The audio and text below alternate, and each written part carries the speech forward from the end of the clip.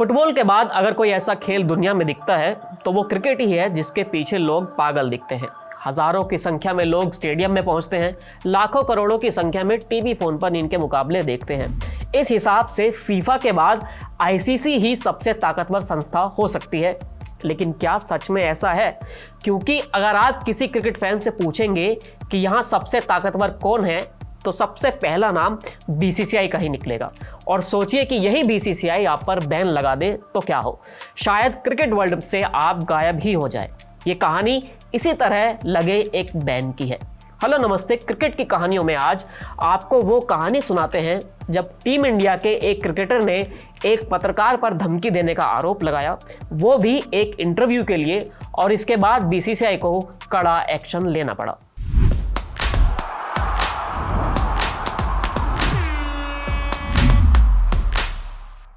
IPL 2022 से पहले जो ऑक्शन हुआ था वो काफी खास रहा था, क्योंकि इस साल आईपीएल में दो नई टीमें जुड़ रही थी।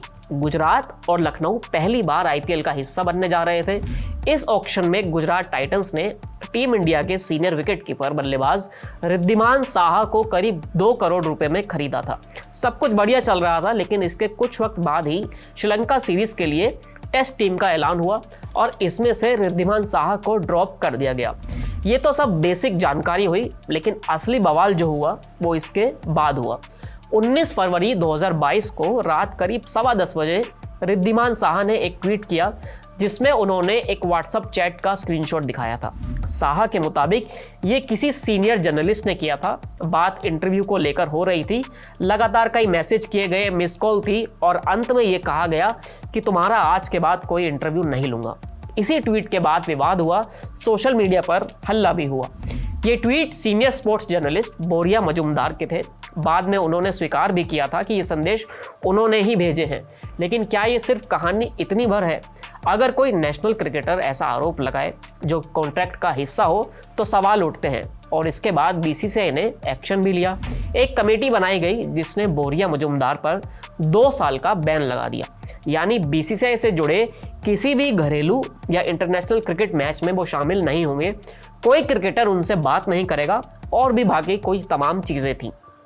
इस घटना के 2 साल बाद बोरिया मजुमदार ने अपने दिल की बातें कही हैं और अपनी तरफ से कुछ दावे रखे हैं जो कहानी की दूसरी तस्वीर दिखाते हैं। साइमन एंड शूस्टर पब्लिकेशंस की ओर से बोरिया मजुमदार की किताब बैंड छापी गई है।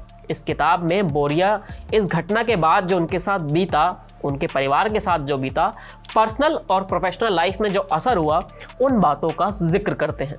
205 पन्ने की इस किताब में बोरिया मजुमदार ने वो पूरी कहानी भी बताई है कि आखिर कब और कैसे उन्होंने रिद्धिमान साहा को वो कथित मैसेज भेजे थे।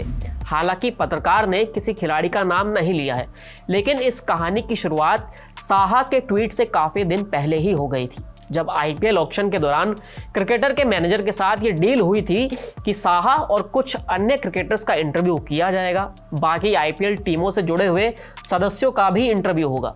ऑक्शन के बाद इंटरव्यू होना तय हुआ, लेकिन हो नहीं पाया। किताब में दावा है कि क्रिकेटर ने तय समय पर इंटरव्यू नहीं दिया। उसके बाद भी 1-2 दिन लगातार फ़ोन किए, मैसेज किए, लेकिन इसके बावजूद क्रिकेटर की ओर से कोई जवाब नहीं दिया गया।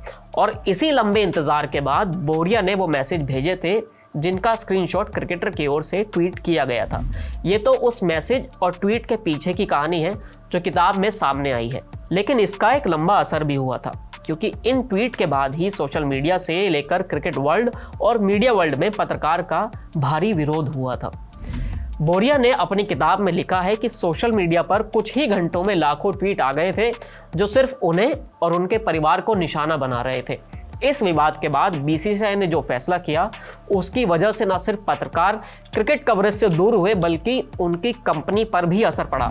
कई स्पॉन्सर पीछे हटे, दोस्तों ने साथ छोड़ा और तमाम चीज़ें हुई। इस किताब में कई और भी कहानियां हैं जो हैरान करती हैं, लेकिन उस ट्वीट से जुड़े इस विवाद में इतना ही। फिर मिलेंगे एक नए किस्से के साथ। आप TV9 डिजिटल के साथ बने रहिए। शुक्रिया।